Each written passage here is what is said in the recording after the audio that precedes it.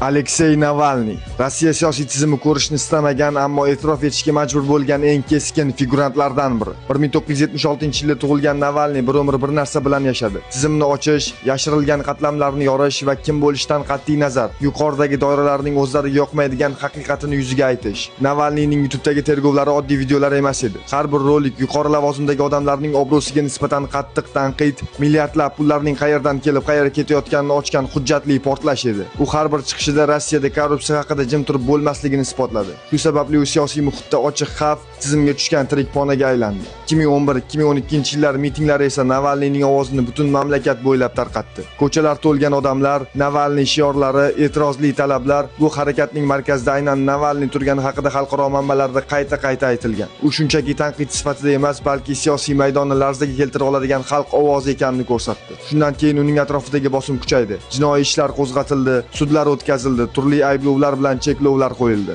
Rasmiy idoralar bu jarayonlarni qonuniy deb baholagan. Xalqaro tashkilotlar esa ularni siyosiy bosim sifatida qayd etgan. 2020-yil avgustdagi zaharlanish voqeasi uning hayotidagi eng og'ir burilish edi. Xalqaro ekspertiza, diplomatik bayonotlar, hech kim kutmagan savollar, bu voqea bir odamga qilingan hujum emas, butun tizimga yo'naltirilgan signal sifatida talqin qilindi. Navalniy omon qoldi va aynan shu voqea uning obrazini yanada keskinlashtirdi. U Germaniyada davolanib eng xavfli qarorni qabul qildi, ya'ni yana Rossiyaga qaytishni. U samolyotdan tushgan zahoti qo'lga olindi va qattiq rejimli koloniyaga yuborildi. 2024-yil fevral oyida Navalniy ma'lum va noma'lum sabablarga ko'ra olamdan o'tgani e'lon qilindi. Rasmiy versiya tibbiy sababni ko'rsatdi. Xalqaro tashkilotlar mustaqil tekshiruv talab qildi. Mitinglar, qo'llab-quvvatlov aksiyalari, to'siqlarga qaramay yig'ilgan odamlar bu uning o'limi bilan tugamagan siyosiy kuch mavjudligini ko'rsatdi. Aleksey Navalniy jamiyatni ikkiga ajratdi. Yarim aholi uni jasorat ramzi sifatida tarafini olib chiqishdi. Qolganlar esa xavfli populist sifatida nomini qoralashdan ortishmadi. Navalniy o'lgan bo'lishiga qaramay, u tizimning eng qattiq qatlamlarini yorib chiqqan nom bo'lib qoldi.